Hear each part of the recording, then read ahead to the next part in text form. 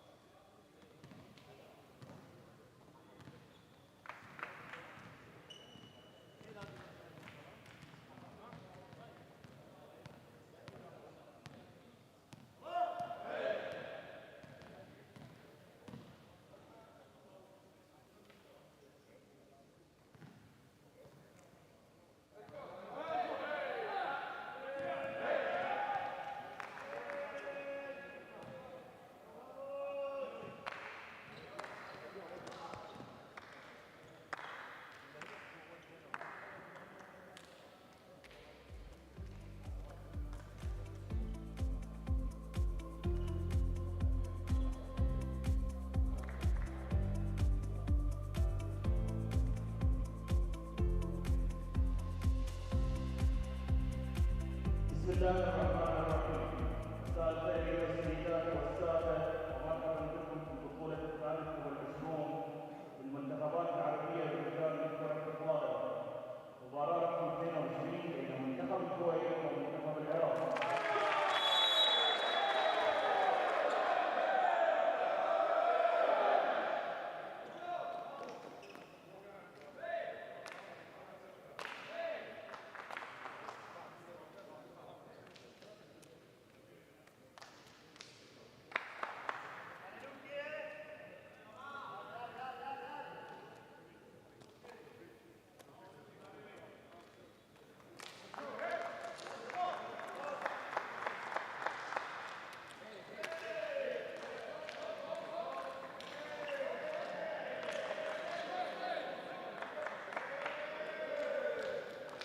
مدير المباراة الحكم الأول الحكم منصور، حكم دولي من البحرين.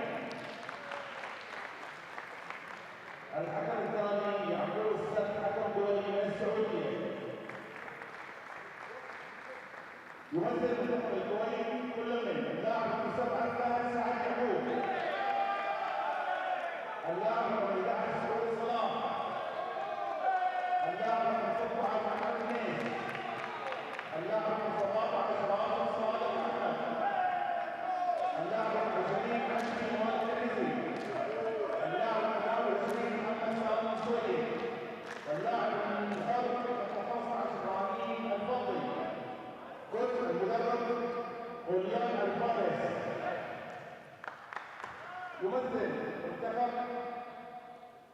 العراق اللاعب رقم 6 مصطفى حميد جبار، اللاعب رقم 7 محمد علي انور، اللاعب رقم 10 محمد كريم عبد الله، اللاعب رقم 11 عباس رياض الحسين، اللاعب رقم 14 صلاح الدين شاطر، اللاعب رقم الرشيد، اللاعب المدافع الحر رقم 18 منذر خليفون، المدرب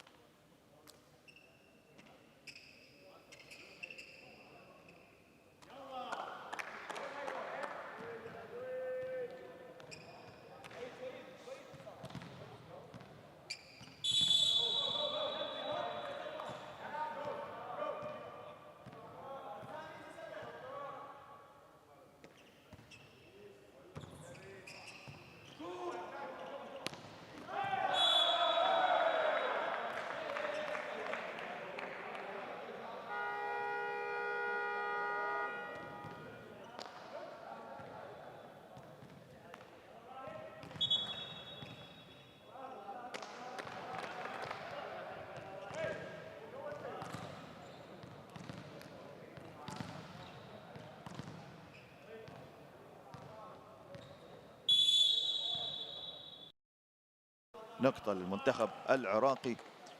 وهذا اللاعب رقم 12 عباس رياض. كورة أولى أيضا من المنتخب الكويتي. الإعداد من اللاعب عدبي. اللعب على السنتر في الكرة الأولى. هذا رقم 16 أحمد منيس.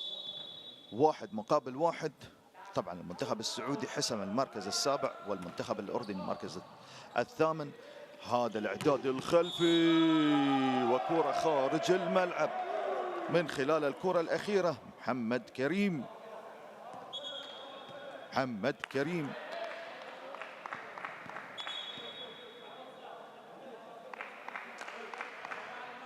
كرة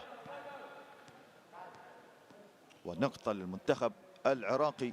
لامست 2-1. محمد كريم على الإرسال. اللاعب الأشول ومن أبرز اللاعبين في المنتخب العراقي. هذا الإرسال والاستقبال. قوة الإرسال تعود. الله عليك على هذا مصطفى حميد. نزل لكورة بهذا الأسلوب بهذه الطريقة ويكسب النقطة وليتقدم المنتخب العراقي 3-1. البداية من خلال هذا الأسلوب الذي يعتمد عليه المنتخب العراقي. محمد كريم إرسال خارج الملعب وأول إرسال ضايع في هذه المباراة للمنتخب العراقي. هذا عبدي العنزي. عبدي خلينا نشوف الإرسال وين وجهه. عبدي العنزي. هذا الاستقبال من كريم أو من الليبرو.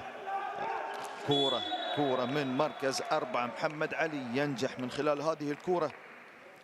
طبعا منذر خلدون هو الليبرو في المنتخب العراقي. 4-2. لما المنتخب الكويتي عندنا عبد الله العنزي. خلينا نشوف ارسال هذا اللاعب رقم 7 محمد علي. هذا محمد علي ارسال. هذا الاستقبال والاعداد والضرب من راشد. دفاع قوي من المنتخب العراقي. هذا من المنطقة الخلفية من مركز 1. كورة من محمد كريم. محمد كريم والنقطة الخامسة للمنتخب العراقي. 5-2. مركز 1. محمد علي. شوف ارسال محمد علي. العنزي. هذا 21. محمد سالم السويدي يضرب من مركز 2 ونقطة للمنتخب الكويتي. 3-5. محمد سالم السويدي على الإرسال. شوف الإرسال وين وجهه. على اللاعب رقم 7 محمد علي. وفي خطأ لمستين يوضحها الحكم الأول الدولي البحريني الأستاذ محمد منصور. 4-5 وتقليص الفارق إلى نقطة واحدة. محمد سالم السويدي. هذا الإرسال والاستقبال والإعداد السريع للمركز 3. شوف تعود من يخلصها من المنتخب الكويتي. هذا الدفاع من محمد كريم. تعود هو راح يخلصها. خلصها بهذا الأسلوب سهلة العنزي. وهذا عدبي في حوائط الصد رقم 7 للمنتخب الكويتي. في مركز 4 فهد سعد ينجح في تعديل الفارق. تعديل 5-5 بعد ان كان المنتخب العراقي متفوق بفارق النقطتين. عاد من بعيد المنتخب الكويتي ليعدل النتيجة الشوط الأول. محمد سالم الإرسال على 17 إبراهيم ظفر. شوف هذا رقم 14 في المنتخب العراقي صلاح الدين شاكر ينجح من مركز 4، يضرب بهذا الأسلوب كورة لا تصد ولا ترد، ونقطة للمنتخب العراقي ليعود المنتخب العراقي بالتقدم بفارق النقطة واحدة. إبراهيم مظفر على الإرسال. إبراهيم هذا الاستقبال والإعداد، شوف تعود سهلة، مين يخلصها؟ طبعا هذا رقم 10 محمد كريم، يضرب في حائط صد فردي وينجح ويكسب هذه النقطة 7-5. إبراهيم مظفر وين يوجه رسالة؟ إبراهيم مظفر، هذا الاستقبال من السويدي، كرة اعداد خلفي جميل، هذا اللاعب رهيب راشد صالح عنبر. راشد صالح ينجح في تقليص الفارق إلى نقطة واحدة، 6-7. ارتقاء جميل.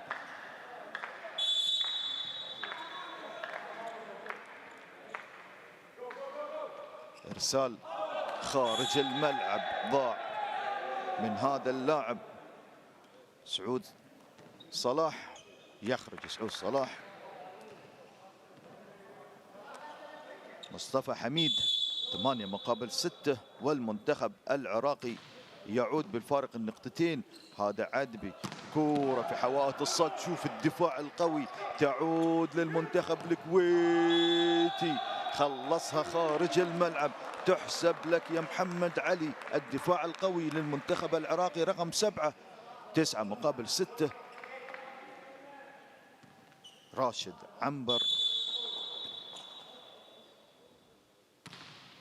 رسال، هذا عدبي العنزي، طيران الله عليك من مركز 6، يطير هذا اللاعب محمد سالم السويدي يخطف هذه النقطة. محمد سالم السويدي 7-9.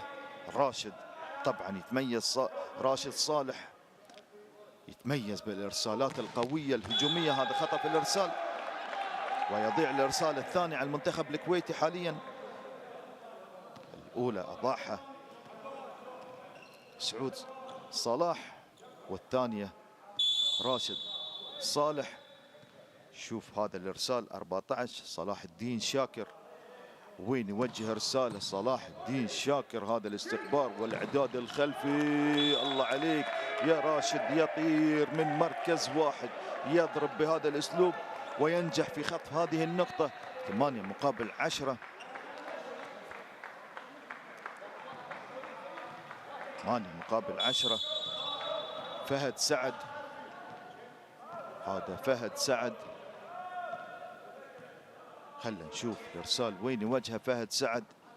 الاستقبال والإعداد السريع للاعب رقم 12 عباس رياض، والإعداد الجميل من مصطفى حميد. طبعا هذا رياض، عباس رياض رقم 12، 11-8. والمنتخب العراقي يوسع الفارق إلى 3 نقاط. هل يستمر بهذا الأسلوب المنتخب العراقي؟ هذا العنزي والإعداد والضرب، لكن كورة لامست حوائط الصد، ينجح فيها محمد سالم السويدي من مركز 4، تلامس حوائط الصد. لكن هناك أيضا التحدي تشالنج للمنتخب العراقي. مدرب المنتخب العراقي طبعا خذ له 2 شهر فقط، جواد مهركان طبعا الإيراني الذي يشرف على تدريب المنتخب العراقي. المنتخب العراقي في ربع النهائي قدم مباراة جميلة أمام المنتخب القطري، خسر ب3 أشواط مقابل شوط.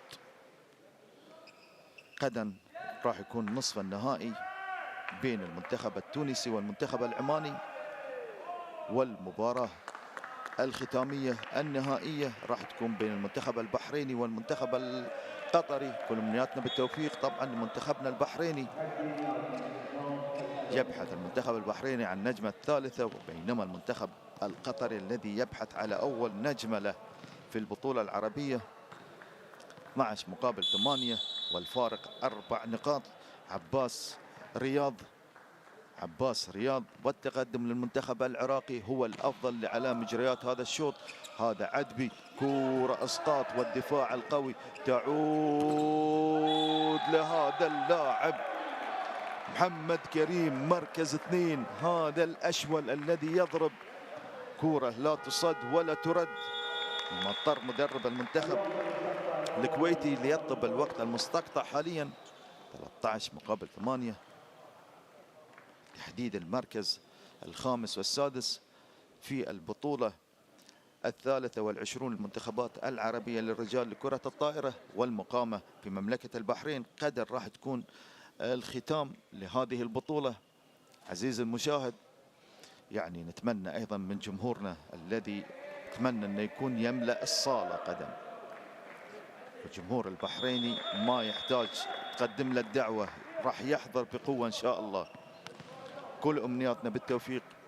منتخبنا البحريني أمام المنتخب القطري، المنتخب القوي الذي فاز أمس على المنتخب التونسي 3-1، بينما المنتخب البحريني في نصف النهائي فاز على المنتخب العماني ب3 أشواط مقابل لا شيء. عباس رياض 13-8 والفارق ال5 نقاط. الاستقبال هذا عدبي، راشد يضرب من المنطقة الخلفية لكن كرة خارج الملعب. 14-8 اتسع الفارق، والمنتخب العراقي أكثر تركيز، خاصة أن المنتخب الكويتي هل استرجع قواه بعد المباراة الماراثونية التي لعبها أمام المنتخب الأردني 3-2، بينما المنتخب العراقي فاز على المنتخب السعودي. ينجح من السنتر المنتخب الكويتي أحمد منيس. المنتخب العراقي فاز على المنتخب السعودي 3-1.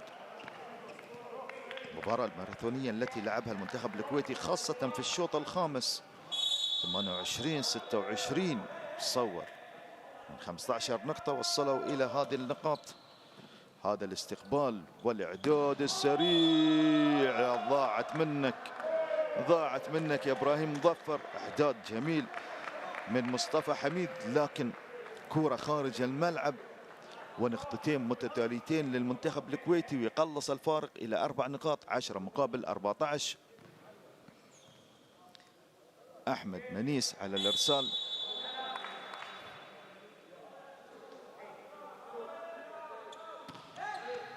هذا 14 صلاح الدين، وهذا يعود مصطفى حميد، والضرب من إبراهيم مظفر من السنتر المركز 3. ينجح المنتخب العراقي 15 مقابل 10. محمد كريم هذا لديه إرسالات قوية. محمد كريم إرسال خاطئ. محمد كريم 11-15. عدبي العنزي على الإرسال. عدبي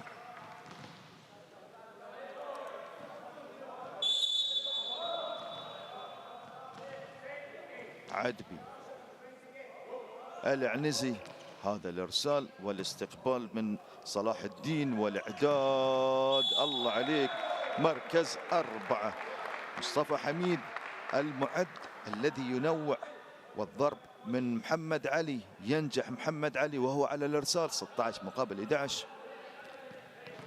شوف يعني ما تمكن لاعب المنتخب الكويتي في الدفاع على الكرة الأخيرة.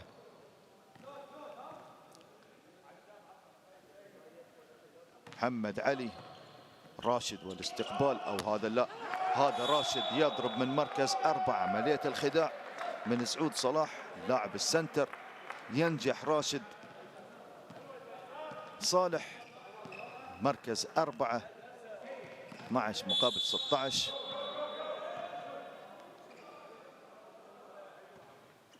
سال والاستقبال والإعداد السريع لهذا العملاق العراقي إبراهيم مظفر. ينجح في هذه اللعبة الأخيرة. بدأ يعتمد أيضا في تهيئة الكور مصطفى حميد لهذا اللاعب. إبراهيم مظفر يحمل رقم 17 والنقطة 17 الذي سجلها هو إرسال هذا العنزي شوف حوائط صد ثلاثية، وأول حوائط صد ينجح فيها المنتخب العراقي. 18 مقابل 12. وقت المستقطع الثاني الذي يطلبه المنتخب الكويتي حاليا. أفضلية منذ البداية للمنتخب العراقي. عاد الفارق إلى 6 نقاط.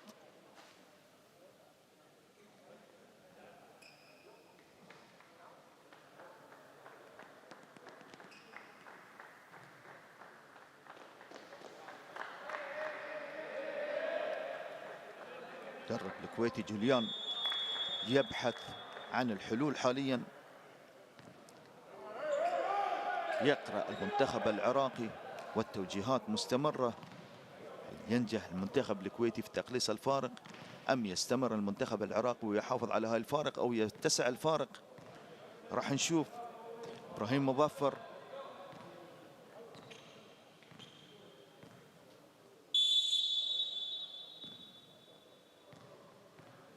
مظفر هذا الإرسال على العنزي وهذا عدبي. ارتاح. اوه شوف حائط صد والدفاع القوي من المنتخب العراقي. يضرب هذا اللاعب فهد سعد من مركز 4، يضع له كورة في نهاية مركز 5 أو مقدمة مركز 5 ينجح فيها. 13 مقابل 18. صلاح سعود صلاح. شوف الإرسال، هذا الاستقبال والإعداد. الله عليك، طيران من مركز 6 محمد علي، والإعداد الجميل من مصطفى حميد. هو على الإرسال حاليا. 19 مقابل 13. عاد الفارق إلى 6 نقاط. هذا الاستقبال والإعداد من عدبي. حائط صد ثنائي ينجح فيها اللاعب صلاح الدين في الكرة الأخيرة ويتسع الفارق إلى 7 نقاط. 20 مقابل 13 الشوط الأول. شوف هذه الإعادة وهذا التدخل في حوائط الصد. تعود عدبي. راشد يا راشد، لكن حاول فيها أن يدافع عليه محمد علي. كانت كرة قوية. هذا راشد. صالح 14 مقابل 20. راشد صالح عنده خطأ في الإرسال. تغيير حاليا. عبد الرحمن يوسف المطوع رقم 10 يخرج. عدبي العنزي. راشد صالح وين يوجه رسالة راشد؟ رسالة على منذر خلدون سريعة، لكن وين لعبها العراقي عباس رياض. استعجل فيها، حاول أن يلعب على حوائط الصد لكن كرة بعيدة. 15 مقابل 20. نقطتين متتاليتين للمنتخب الكويتي. راشد صالح، هذا راشد. إرسال خارج الملعب، هو الإرسال الثاني الذي يخطأ فيه راشد من خلال هذا الشوط. 21-15 يخرج راشد صالح.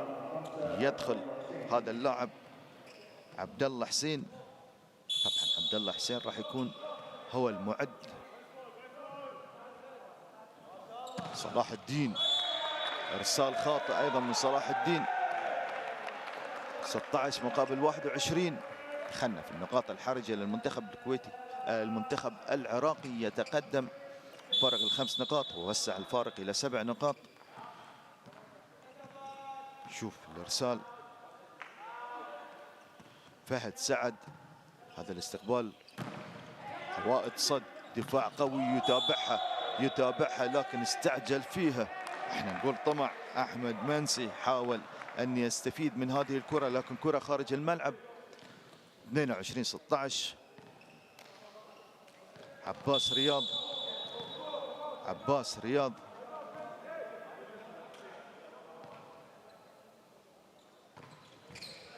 العنزي، هذا الإعداد الخلفي ولا أحلى منك.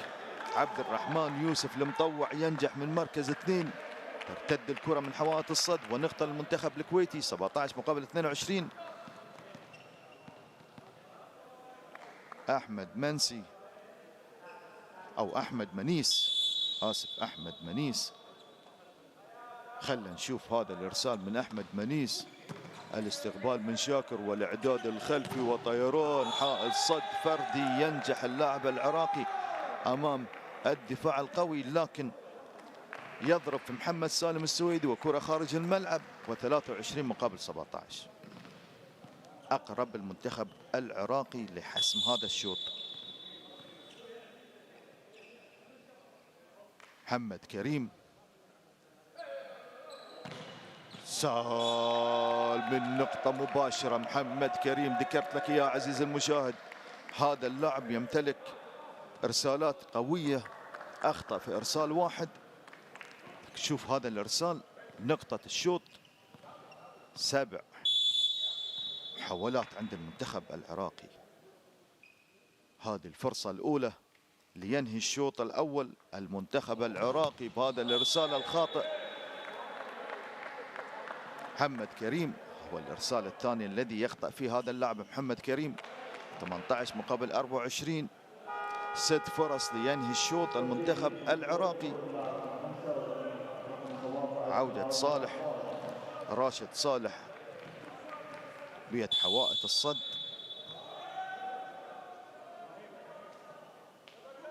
منتخب الكويتي إرسال خاطئ من هذا اللاعب عبد الرحمن يوسف المطوع لينهي الشوط الأول للمنتخب العراقي. 25-18. استراحة قصيرة ثم نعود للشوط الثاني، فإلى اللقاء.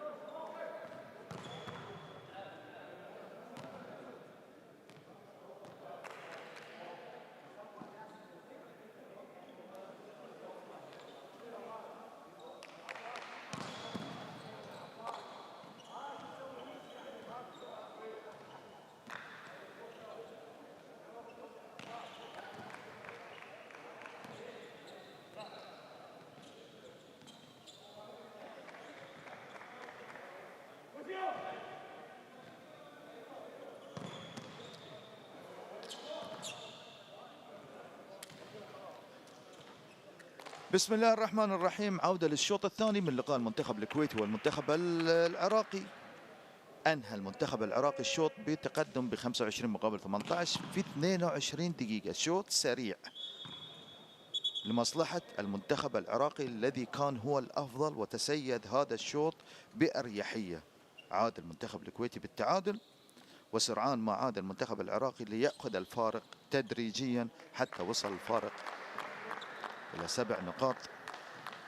وينهي الشوط لمصلحته المنتخب العراقي. الشوط الثاني راح نشوف من خلال هذه المباراة لتحديد المركز الخامس والسادس في البطولة 23 للمنتخبات العربية للرجال لكرة الطائرة، والإرسال الأول للمنتخب العراقي. وهذا الاستقبال عبدي راشد يطير، هذا اللاعب راشد يبدأ بقوة من خلال الكرة الأخيرة راشد صالح، والخطأ على المنتخب العراقي وأول نقاط المنتخب الكويتي.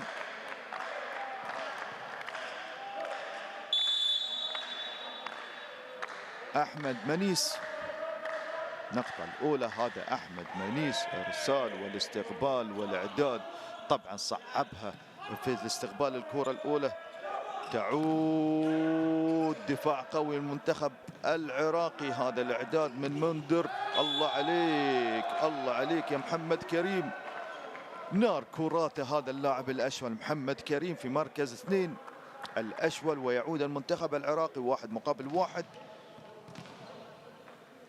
عباس رياض، خلنا نشوف عباس وين يوجه إرساله. عباس رياض إرسال خاطئ، إرسال خاطئ الأول على المنتخب العراقي. عباس رياض 2-1. تقدم المنتخب الكويتي، هذا عدبي العنزي رقم 20. شوف منذر خلدون يراقب هذه الكرة، الاستقبال والإعداد يضرب هذا اللاعب، عملية التمويه والإعداد الجميل من مصطفى حميد لهذا اللاعب محمد علي الذي يضرب من مركز 4. كرة لا تصد ولا ترد، 2-2 البداية. محمد كريم إرسال خارج الملعب، هذا الإرسال الخاطئ الثاني على المنتخب العراقي في هذا الشوط تحديدا. الأول من عباس رياض والخطأ الثاني من محمد كريم، وهو الإرسال الثالث لمحمد كريم من خلال هذه المباراة. أضاع إرسالين في الشوط الأول. هذا 21 محمد سالم سويدي، شوف الإعداد الجميل من مصطفى حميد، كررت مع محمد علي في مركز 4. هذا اللاعب لديه ارتقاء جميل. محمد علي حط له نقطتين لحد الآن من خلال هذا الشوط، 3-3. ومحمد كريم على الإرسال. شوف محمد كريم إرسال استقبال والإعداد من عدبي، الله عليك. أيضا هذا رقم 7 في المنتخب الكويتي فهد سعد وعدبي العنزي. معد المنتخب الكويتي سعود صلاح لدويسان 4-3. هذا لدويسان، هذا الاستقبال من منذر خلدون. شوف الكورة شلون لعبها لكن لمست حواة الصد، وكورة تنزل في منطقة المنتخب العراقي. ماذا راح يطلب من التشالنج مدرب المنتخب العراقي جواد؟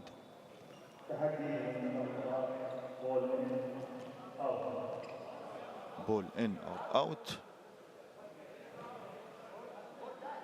والله اوت.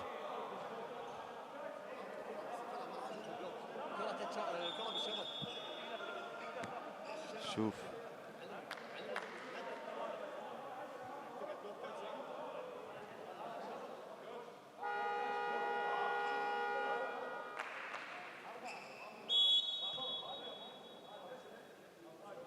نقطة للمنتخب، خلينا نشوفها.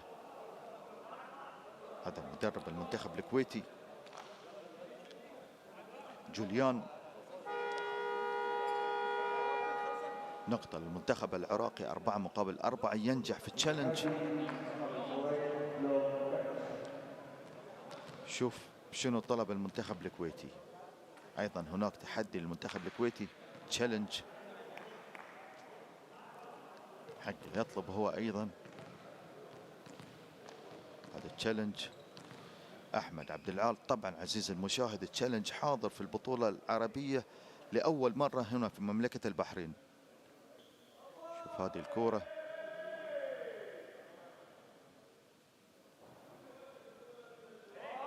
لامست حوائط الصد فعلا، لم تلامس لكانت نقطة للمنتخب الكويتي، لكن هي لامست حوائط الصد. مدرب المنتخب العراقي طلب تشالنج بول اوت اور ان، طبعا كانت اوت. التعديل 4-4. ابراهيم ظفر، هذا العنزي وعادبي سريعة وينجح فيها المنتخب العراقي في حائط صد فردي امام اللاعب احمد منيس. نجح فيها المنتخب العراقي ليتقدم 5-4، وأول تقدم للمنتخب العراقي في هذا الشوط الثاني. مباراة تحديد المركز الخامس والسادس.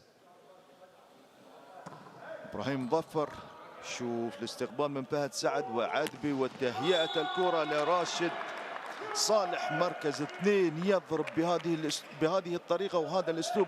كرة لا تصد ولا ترد، حطها في منطقة مركز 6. شوف الارتقاء الجميل، كرة صعبة بين 6 و1. راشد 5-5. راشد صالح، ارسال قوي والاستقبال، يطير من مركز 6. هو من استقبل الكرة محمد علي وهيئها لمصطفى، ويضرب من مركز 6. يطير هذا اللاعب، هو الأفضل لحد الآن في هذا الشوط للمنتخب العراقي من خلال تسجيل هذه النقط للاعب محمد علي. ارسال والاستقبال من فهد سعد، هذا راشد، كرة خارج الملعب ليتقدم المنتخب العراقي بفارق النقطتين 7-5.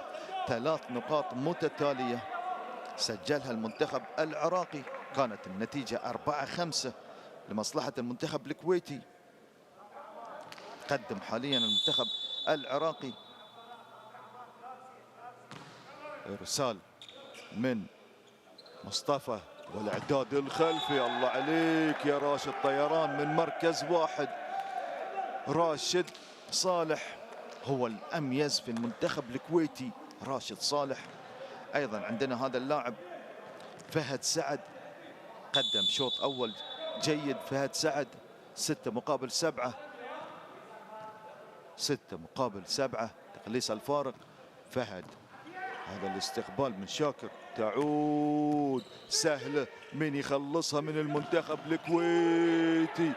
تعود والدفاع القوي من محمد كريم. عادت، شوف عدبي، هذه الكرة من مركز 4، عادت سهلة يستقبلها هذا اللاعب العملاق رقم 10 محمد كريم. 8-6. شاهدنا الدفاع والكرة المتداولة بين الفريقين المنتخبين في اللعبة الماضية. هذا 14. صلاح الدين، ارسال خاطئ من صلاح الدين. 7-6.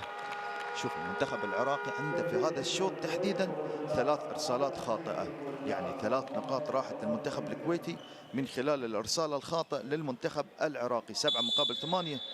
خلينا نشوف احمد منيس، ارسال من احمد، هذا الاستقبال والاعداد الخلفي. محمد كريم يضرب من مركز 2، يضع له كرة في نهاية الملعب في مركز 5. 9-7. شوف الكرة الذي هيئها مصطفى حميد. طبعا لحد الآن الارسالات المنتخب الكويتي ما فيها تأثير على الكرة الأولى. عباس رياض، فهد سعد، هو الله عليك، هذا السنتر يظهر من كرة. سعود صلاح لدويسان. 8-9.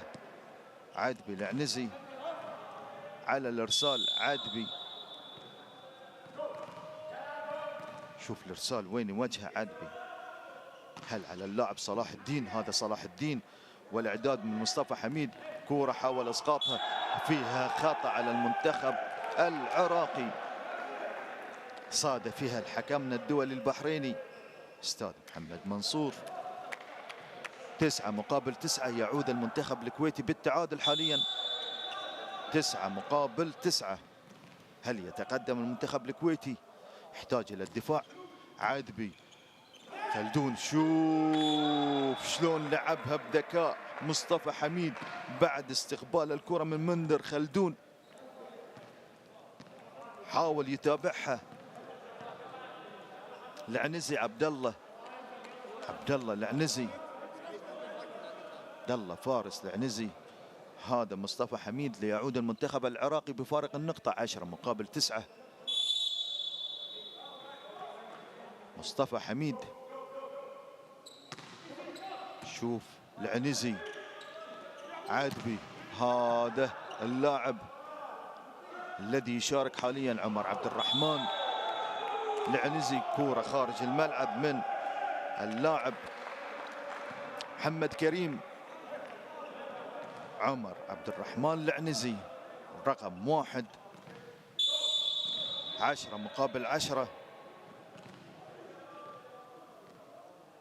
عمر عبد الرحمن سالم، الله عليك. لأول مرة نشوف حائط صد فردي جميل من هذا اللاعب سعود صلاح يصطاد فيها العملاق العراقي عباس رياض. شوف هذه الإعادة وهذه الكورة. تقدم المنتخب الكويتي حاليا 11-10. عمر عبد الرحمن، الإعداد هذا من مركز 4 ينجح فيها محمد علي بعد الإعداد الجميل من مصطفى حميد. يعود المنتخب العراقي بالتعديل 11-11. هذا رقم 7 محمد علي. أنور على الإرسال محمد علي. وين يوجه رسالة محمد علي؟ فهد سعد أو على اللاعب عمر عبد الرحمن. هذا الإعداد والخطأ الذي يقع فيه اللاعب فهد سعد صاد فيها حكمنا الدولي البحريني محمد منصور. من خلال اللعبة الماضية ليتقدم المنتخب العراقي بعد نقطتين حققهم حاليا المنتخب العراقي. هذا الإرسال خارج الملعب محمد علي. 12-12. سعود صلاح الجويسان. خلنا نشوف سعود ورساله وجهه على خلدون. شوف في خطأ على اللاعب راشد صالح في اللعبة الماضية، لامس الشبك طبعا المدافع. 13-12. عاد المنتخب العراقي بالتقدم بفارق نقطة واحدة. ابراهيم مظفر، الارسال على من يوجهه؟ ابراهيم مظفر على فهد. هذا اعداد خلفي والدفاع القوي من المنتخب العراقي. تعود لصالح، تعود لراشد صالح ينجح فيها من مركز 2. المحاولة الثانية والتعديل 13-13. شوط متكافئ. إن أخذ الفارق النقطتين المنتخب الكويتي عاد المنتخب العراقي، وإن أخذ الفارق المنتخب العراقي بفارق النقطتين أيضا عاد المنتخب الكويتي بالتعديل وتقدم بفارق النقطة. لكن حاليا التعادل 13-13. شوط متكافئ في الشوط الثاني. راشد صالح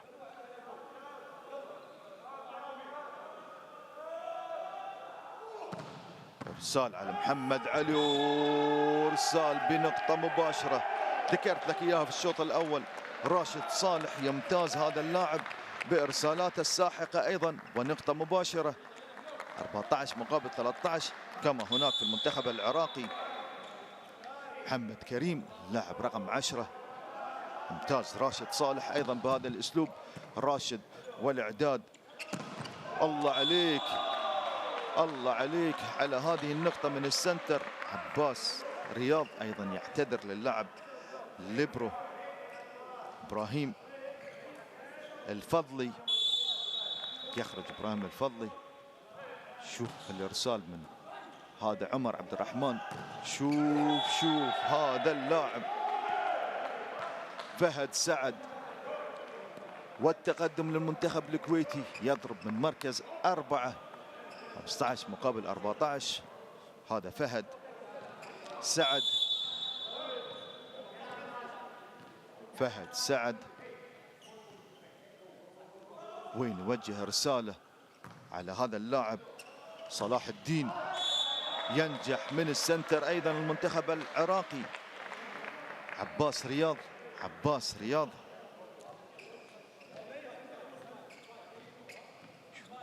مصطفى. هذا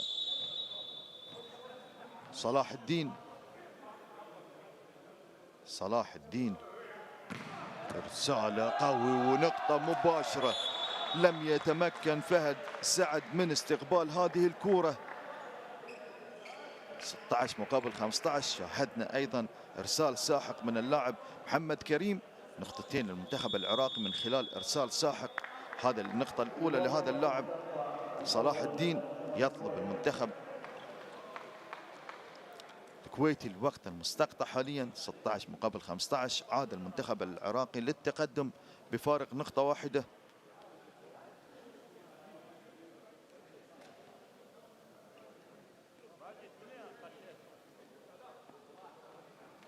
أن يحصل على المركز الخامس هل المنتخب العراقي أم المنتخب الكويتي؟ تحديد المراكز. المنتخب الكويتي الذي حل في المجموعة الثانية وكان في المركز الثاني خلف المنتخب القطري الذي تصدر هذه المجموعة، بينما المنتخب السعودي حل في المركز الثالث، والمنتخب الأردني كان في المركز الرابع. هذا إرسال خاطئ. 16 مقابل 16. بينما المنتخب العراقي الذي حل في المركز الرابع في المجموعة الأولى خسر من المنتخب البحريني 3 مقابل لا شيء، وخسر من المنتخب التونسي أول 3 مقابل لا شيء. شوف هذه الكرة. هذا مركز 4. محمد علي هو الأميز لحد الآن في هذا الشوط. أيضا محمد علي قدم أداء جميل. محمد علي سواء في مركز 4 يضرب من مركز 6 عندما يكون في المنطقة الخلفية. 17 مقابل 16. عباس رياض. فهد سعد. عدبي. هذا عمر عبد الرحمن. المتابعة لكن شوف الاستقبال الكرة. الدفاع من راشد صالح يخطأ في هذه الكرة، ونقطة للمنتخب العراقي. حاول يهيئها طبعا للمعد لكن هيئت للاعب العراقي. 18 مقابل 16 والفارق نقطتين يعود للمنتخب العراقي. عباس رياض. فهد. شوف تأثير الكرة الأولى. بدأ يهتز المنتخب الكويتي في استقبال الكرة الأولى من خلال الإرسال الذي نجح فيه عباس رياض. أثر عليها واستقبال الكرة من محمد كريم خلصها بنقطة ليتقدم المنتخب العراقي 19 مقابل 16 ليطلب المنتخب الكويتي وقت المستقطع الثاني. جوليان مدرب المنتخب الكويتي. عزيز المشاهد كما ذكرت لك المنتخب العراقي حل في المركز الرابع في المجموعة الأولى.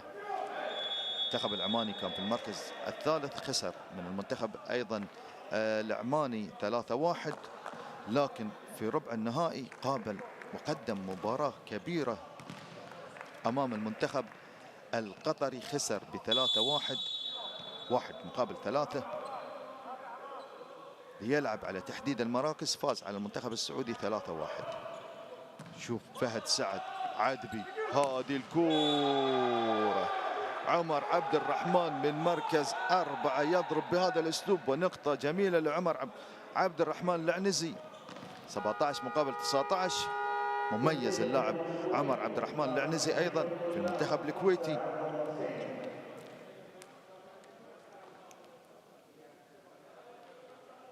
عبد الله حسين طبعا هو كابتن قائد المنتخب الكويتي عبد الله حسين.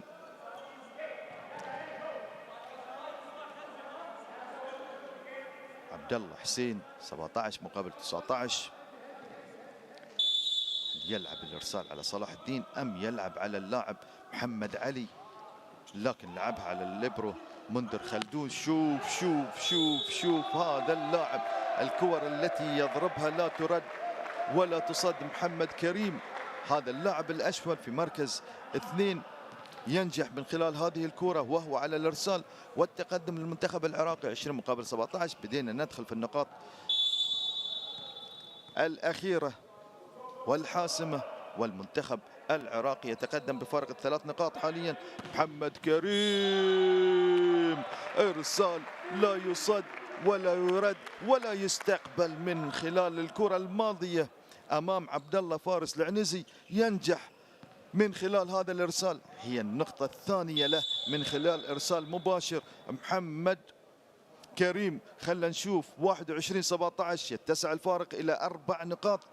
محمد كريم، فهد، سعد، هذا حسين، وهذه الكورة من عمر حاول إسقاط الكورة، تعود وينجح عمر عبد الرحمن في الدفاع أمام هذا اللاعب محمد علي الذي حاول أيضا إسقاط الكورة، لكن خبرة هذا اللاعب عمر عبد الرحمن العنزي ينجح في تقليص الفارق 18 مقابل 21. 18-21. عمر عبد الرحمن العنزي رقم 1 المنتخب الكويتي. شوف إرسال خاطئ يا عمر عبد الرحمن يخطأ في هذا الإرسال. 22-18 يعود الفارق إلى 4 نقاط. محمد علي على الإرسال رقم 7. كلما كانت النتيجة متقاربة تكون فيها إثارة المباراة أكثر. تقدم المنتخب الكويت العراقي حاليا بفارق ال4 نقاط، يضغط كثيرا على المنتخب الكويتي. هذا العنزي وهذا الإعداد الخلفي، راشد يا راشد مركز 2، والإعداد الجميل من كابتن الفريق عبد الله حسين. 19 مقابل 22. يدخل اللاعب رقم 22 علي حسين، راح ينفذ الإرسال. علي حسين 19-22 تقليص الفارق إلى 3 نقاط. علي حسين إرسال خاطئ يا علي حسين. 23-19. إبراهيم مظفر، وين يوجه إرسال إبراهيم مظفر؟ هذا إبراهيم مظفر، عمر عبد الرحمن، عبد الله حسين، هذا يخلصها، لكن في خطأ أيضا على اللاعب فهد سعد مركز 4. 24-19. نقطة الشوط الثاني للمنتخب العراقي. 5 فرص لدى المنتخب العراقي لينهي هذا الشوط. هذه الفرصة الأولى إبراهيم مظفر، والضغط يزداد على لاعبي المنتخب الكويتي. خسارة الشوط الثاني عمر عبد الرحمن، عبد الله صاد فيها عباس رياض، يصطاد هذا اللاعب الكويتي أحمد منيس، ويحسم الشوط الثاني المنتخب العراقي ب 25-19. الشوط الأول 25-18، 25-19. استراحة قصيرة ثم نعود للشوط الثالث.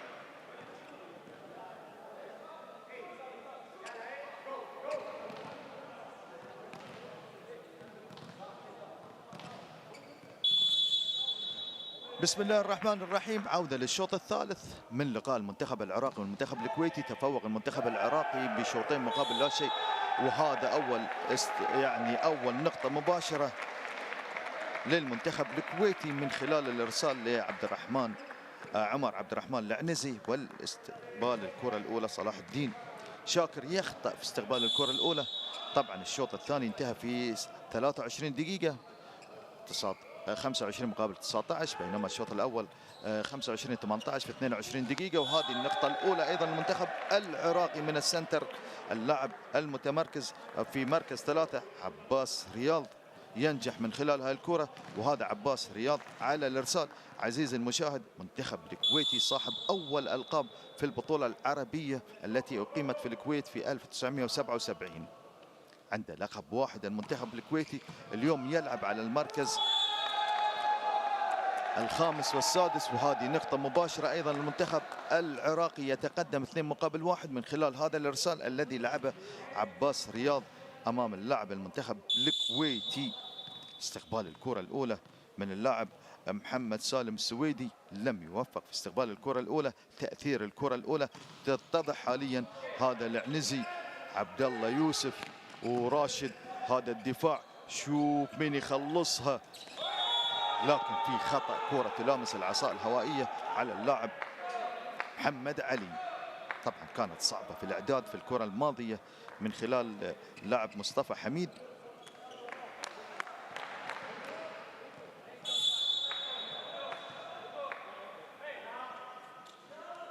المنتخب التونسي عزيزي المشاهد عنده 7 ألقاب، بينما المنتخب المصري عنده 5 ألقاب، والمنتخب الجزائري 3 ألقاب، والمنتخب البحريني لقبين. هذه النقطة الثالثة للمنتخب العراقي 3-2. راح نعود 3-2. شوف محمد كريم والترقب للمنتخب الكويتي من خلال إرسالات محمد كريم. عمر عبد الرحمن العنزي، هذا يضرب من مركز 4.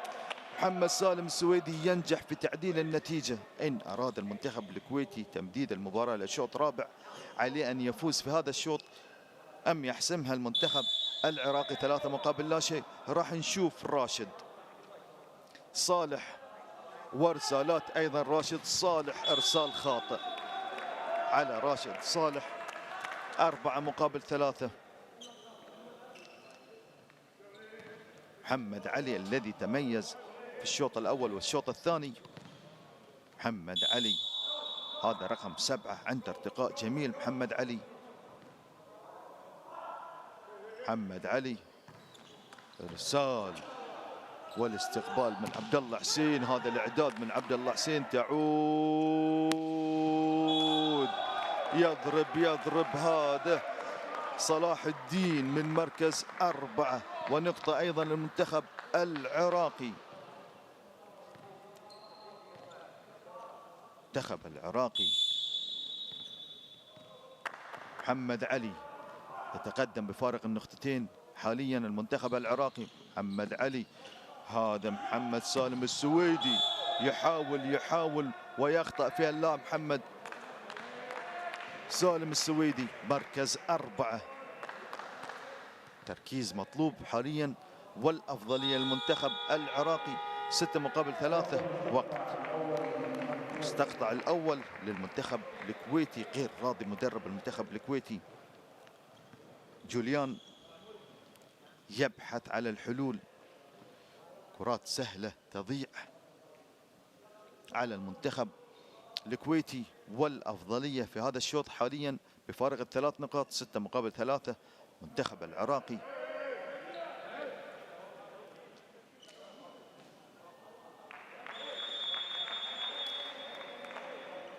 هل يستمر المنتخب العراقي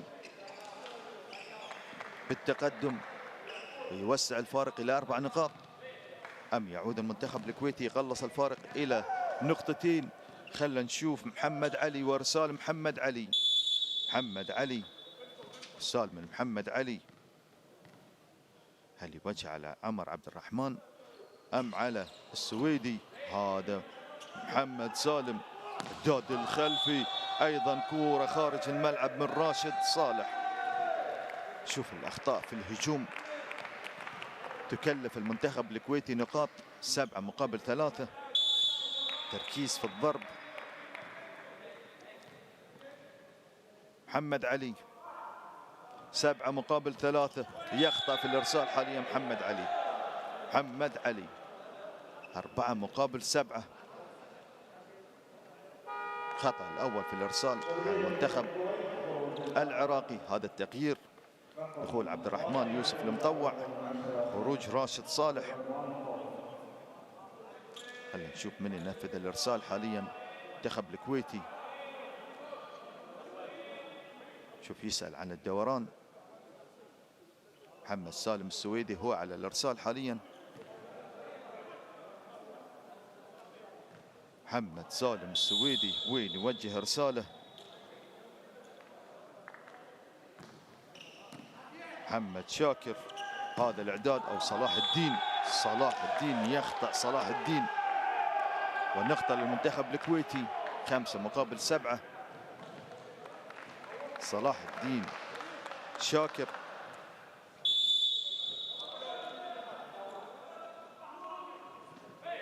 أيضا صلاح الدين.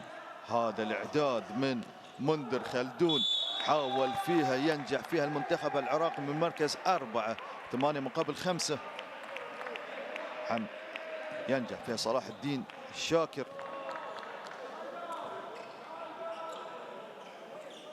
اسقاط الكرة بهذا الاسلوب، لم يتمكن العنزي بالدفاع على الكرة الأخيرة. شوف الإرسال العنزي، كرة تختل اهتزاز الكرة الأولى، تعود. الله عليك، طيران طيران طيران من هذا اللاعب محمد علي، يضرب بقوة من مركز 6. 9 مقابل 5. ذكرت لك إياها عزيزي المشاهد، هذا اللاعب مميز سواء في مركز 4 أو في مركز 6. ارتقاء جميل عند هذا اللاعب محمد علي. والإرسال إبراهيم مظفر، 9 مقابل 5. المنتخب العراقي أكثر تنظيما دفاعيا وهجوما. شوف استقبال الكرة، طمع فيها، احنا نقول تعود للمنتخب الكويتي. من يخلصها عمر، تعود سهلة. هذا طمع فيها أيضا، طمع فيها يعني غير راضي هو اللاعب مصطفى حميد. مصطفى حميد في الكرة الأخيرة، 6 مقابل 9. هذا مصطفى حميد رقم 6. مصطفى حميد وما يقدمه من الكور جميلة للضاربين سواء في المنطقة الخلفية أو المنطقة الأمامية. عبد الرحمن يوسف، مصطفى، اسقاط الكرة. صلاح الدين شاكر من مركز 4، وكرة جميلة ينجح فيها من خلال هذا المركز، هي النقطة الثانية، وبنفس الأسلوب يعمل معهم بهذه الطريقة. مركز 3 حاول فيها عمر عبد الرحمن، 10 مقابل 6. السال من مصطفى حميد، هذا الإعداد الخلفي، صاد فيه صلاح الدين شاكر، يصطاد الكويتي من خلال الكرة الأخيرة. عبد الرحمن يوسف المطوع يطلب الوقت المستقطع الثاني حاليا. منتخب الكويتي 11 مقابل 6. أفضل لحد الآن المنتخب العراقي في مجريات هذه المباراة. قلت لك هل استرجع قواه المنتخب الكويتي بعد مباراة ماراثونية أمام المنتخب الأردني، كان متفوق بشوطين مقابل لا شيء. تحولت المباراة إلى مباراة ماراثونية، وخاصة في الشوط الخامس 28-26 أنهى المنتخب الكويتي. طبعا استنزف فيها قواه المنتخب الكويتي. أمس لعب هذه المباراة، واليوم يلعب لتحديد المركز الخامس والسادس بعد فوزه على المنتخب الأردني. خسر في ربع النهائي أمام المنتخب العماني. هذا الإرسال من مصطفى حميد، شوف طيران جميل وارتقاء جميل من هذا اللاعب الكويتي عبد الرحمن يوسف المطوع رقم 10. يحط له كورة لا تصد ولا ترد في نهاية مركز واحد. 7 مقابل 11.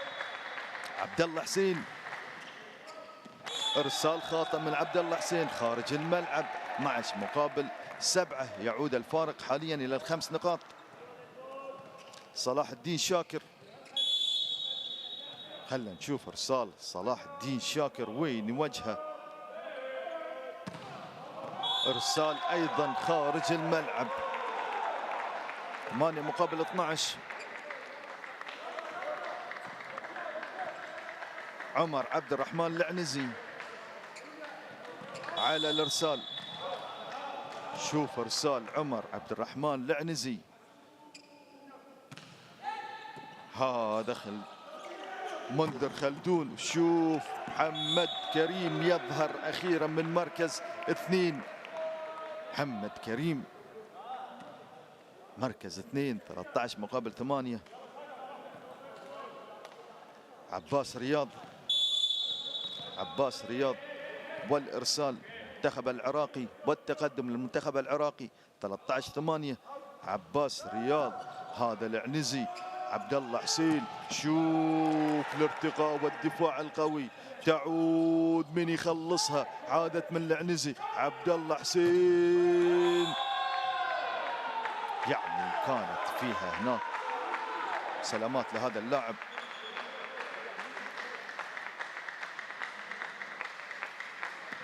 محمد سالم السويدي، سلامات للاعب المنتخب العراقي، والاعتذار الجميل من محمد سالم السويدي للاعب المنتخب العراقي. رقم 17 او 12، هذا رقم، نعم فعلا رقم 17. ابراهيم مظفر، سلامات لابراهيم مظفر. 9 مقابل 13.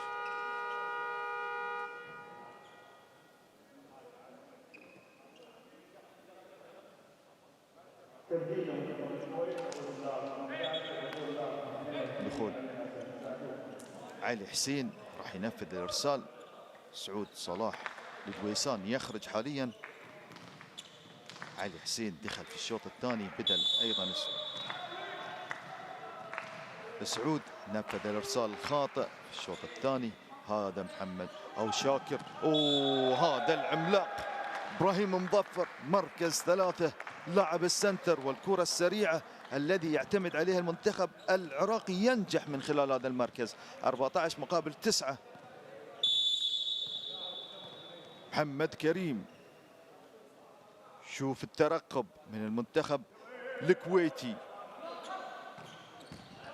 كورة في الشبك وتنزل. عبد الله حسين اعداد خلفي، صاد فيها هذا اللاعب رقم 7 محمد علي، يصطاد عبد الرحمن يوسف المطوع الذي يضرب في مركز 2، ينجح فيها اللاعب العراقي من مضطر. يعني المدرب شوف شنو القرار اللي اخذه. تشالنج حاليا هذا احمد عبد العال على تشالنج. ابتسامة جميلة من حكمنا الدولي أحمد عبد العال، الذي يعني هذه نقطة للمنتخب العراقي. أدار النهائي في البطولة، بطولة التحدي التي أقيمت في مملكة البحرين. شوف محمد كريم 15 مقابل 9، يتسع الفارق إلى 6 نقاط. محمد كريم، ونقطة للاعب محمد كريم من إرسال مباشر، كررها في الشوط الثاني، أيضا يكررها حاليا في الشوط الثالث. محمد كريم ذكرت لك من أفضل اللاعبين في المنتخب العراقي، ومن أفضل اللاعبين كضارب في مركز 2 أيضا، واللاعب الذي يمتاز بإرسالاته الساحقة القوية. محمد كريم، الشبك تعود. هذا الإعداد راح تعود سهلة للمنتخب العراقي من يخلصها. الله عليك يا المنتخب العراقي. صلاح الدين شاكر، المنتخب العراقي يتلاعب حاليا بالمنتخب الكويتي، ينوع، يضرب من مركز 6، يضرب من مركز 4، يضرب من السنتر. يضرب من مركز 2 و17 مقابل 9. والكرة الأولى المؤثرة في هذا اللقاء من هذا الإرسال خارج الملعب. محمد كريم 10 مقابل 17، فارق ال7 نقاط، فارق كبير. هل يحافظ المنتخب العراقي على هذا الفارق ويستمر لينهي المباراة ب3 أشواط مقابل لا شيء، أم هناك كلمة أخرى لعبد الرحمن يوسف المطوع على الإرسال؟ خلينا نشوف. وإرسال بنقطة مباشرة، برافو لعبد الرحمن يوسف المطوع. كورة توقعها منذر خلدون الليبرو في منتخب العراق ان الكرة خارج الملعب، لكن هي داخل الملعب ونقطة. و11 مقابل 17. هل يستمر المطوع على هذا الاسلوب في الارسال؟ محمد، هذا شاكر، شوف بدا المنتخب الكويتي يصحح من بعض الامور في حوائط الصد. يصطاد محمد علي في الكرة الأخيرة. مدى تأثير الكرة الأولى في الإرسال على المنتخب العراقي؟ 12 مقابل 17 يستثمرها المنتخب العراقي بحائط صد جميل. أيضا المنتخب الكويتي حاليا يطلب مدرب المنتخب العراقي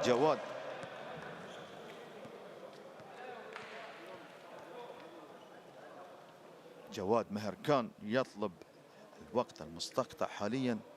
المنتخب العراقي، مدرب المنتخب العراقي الإيراني والذي يشرف على المنتخب العراقي من خلال شهرين مع تواجد مع المنتخب العراقي في هذه البطولة.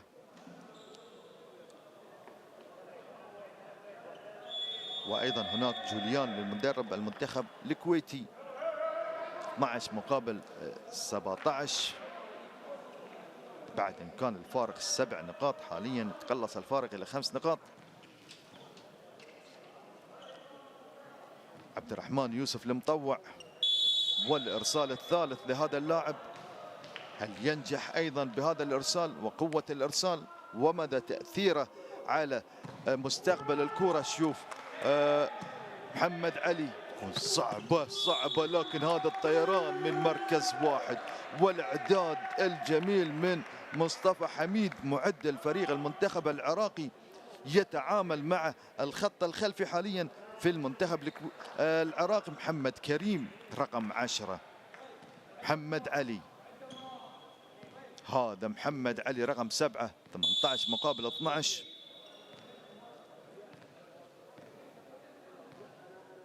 محمد علي، عمر عبد الرحمن، عبد الله حسين، هذا مركز 4، ارتقاء جميل ايضا من السويدي محمد سالم السويدي ينجح من خلال هذه الكرة. 13 مقابل 18. هذا محمد سالم السويدي هو راح ينفذ الارسال. شوف الكرة التي وضعها الصعبة في نهاية مركز 5. محمد سالم السويدي، رسالة علم تعود، صادة فيها عمر عبد الرحمن يصطاد صلاح الدين شاكر في مركز 4، 14 مقابل 18. تقليص الفارق إلى 4 نقاط. والمنتخب الكويتي محمد سالم السويدي في تأثير على الكرة الأولى. محمد شاكر، هذا الإعداد السريع، السنتر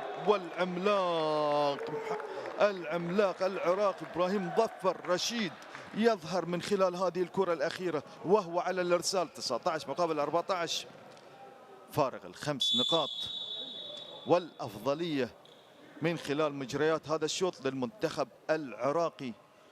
ويتقدم أيضا بشوطين مقابل لا شيء. العنزي، عبد الله حسين، شوف عمر عبد الرحمن العنزي يضرب من مركز 4، يضع له كورة في مقدمة مركز 5، كورة لا تصد ولا ترد. جميلة اللعبة الماضية، فيها إثارة، فيها ارتقاء. شوف الإعداد الجميل من عبد الله حسين، شوف الضرب من خلال هذا اللاعب في مركز 4 عمر عبد الرحمن العنزي. استقبال من محمد علي كريم، هذه الكورة السنتر، مركز 3 عباس رياض ينجح في الكرة الأخيرة. 20 مقابل 15، يدخل في النقاط الحرجة حاليا. المنتخب العراقي يضغط كثيرا على المنتخب الكويتي بفارق 5 نقاط. مصطفى حميد، هذا مصطفى حميد ميز ايضا برسالاته القويه. مصطفى سوي، وشوف الارتقاء من عمر عبد الرحمن، حاول فيها من مركز 4 في حوائط الصد، تنزل في منطقه المنتخب العراقي. 16 مقابل 20. شوف عمليه الخداع، حائط صد فردي، تنزل في نهايه مركز 6. ارسال والاستقبال متوسط، والاعداد الخاطئ من منذر خلدون ليبرو المنتخب العراقي، حسبها عليه، صاد فيها حكمنا الدولي البحريني الاستاذ محمد منصور. عبد الله حسين، تقليص الفارق الى 3 نقاط بعد ان كان الفارق 7 نقاط. المنتخب الكويتي يحاول، والمنتخب العراقي نقطة جميلة من هذا اللاعب العملاق عباس رياض من السنتر، مركز 3، كورة لا تصد ولا ترد، بوم في أرضية الملعب، ونقطة 21-17. صلاح الدين شاكر اعداد خلفي، ونقطة للمنتخب العراقي. يخطأ عمر عبد الرحمن، حاول يلعب على التاتش، ملامسة حوائط الصد. 22-17. يقترب المنتخب العراقي لحسم هذه المباراة، والشوط الثالث هو الأفضل أداء. عمر عبد الرحمن، عبد الله حسين، شوف حائط الصد، تعود يا عمر يا عبد الرحمن، هيأتها لمحمد علي. 23-17. فارق 6 نقاط. تصبح الأمور صعبة على المنتخب الكويتي. صلاح الدين شاكر، هذا صلاح الدين العنزي، عبد الله حسين، عمر. شوف المتابعة، شوف اللاعبين المنتخب العراقي كلهم ورا الكرة. الحماس الزائد، القتالية في الملعب، تجدها في هذه الروح لهذا المنتخب العراقي من خلال هذه المباراة. 18 مقابل 23. لقطة جميلة هذه المتابعة، شوفها يعيدها لنا المخرج مرة ثانية. عمر عبد الرحمن،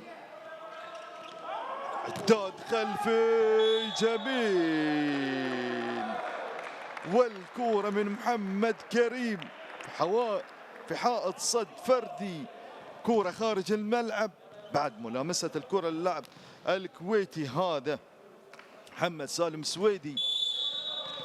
نقطة المباراة، الفرصة الأولى 24-18.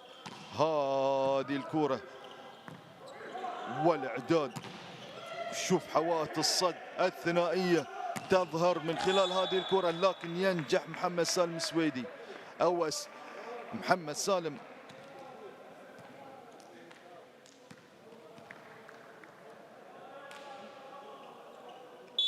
تسعتاش 24. 5 فرص أيضا المنتخب العراقي. محمد علي، مين يخلصها؟ لكن كرة خارج الملعب، حاول من مركز 6 خلصها صلاح الدين شاكر عند اللاعب محمد علي. مركز 4 رقم 7 بإمكانه أن يخلص لك فارق ال4 نقاط حاليا. سعود صلاح، إرسال خاطئ لينهي هذه المباراة المنتخب العراقي ب3 أشواط. 25-18، 25-19 و25-20. استغرقت المباراة تقريبا ساعة و13 دقيقة. ساعة و13 دقيقة، مباراة سريعة ينهيها المنتخب العراقي ب3 أشواط مقابل لا شيء في تحديد المركز الخامس والسادس. مبروك للمنتخب العراقي حصوله على المركز الخامس، هارد لك المنتخب الكويتي حصوله على المركز السادس. اتضحت الرؤية في ترتيب المراكز المنتخب السعودي في المركز السابع والمنتخب الأردني في المركز الثامن. تبقى غدا المباراة في تحديد المركز الثالث والرابع بين المنتخب التونسي والمنتخب العماني، والمباراة النهائية المرتقبة عزيزي المشاهد بين المنتخب البحريني والمنتخب القطري. في نهاية هذه المباراة تقبلوا تحياتي محدثكم توفيق الزاكي، على اللقاء أن نلتقي في مباراة قادمة إن شاء الله، ودمتم سالمين.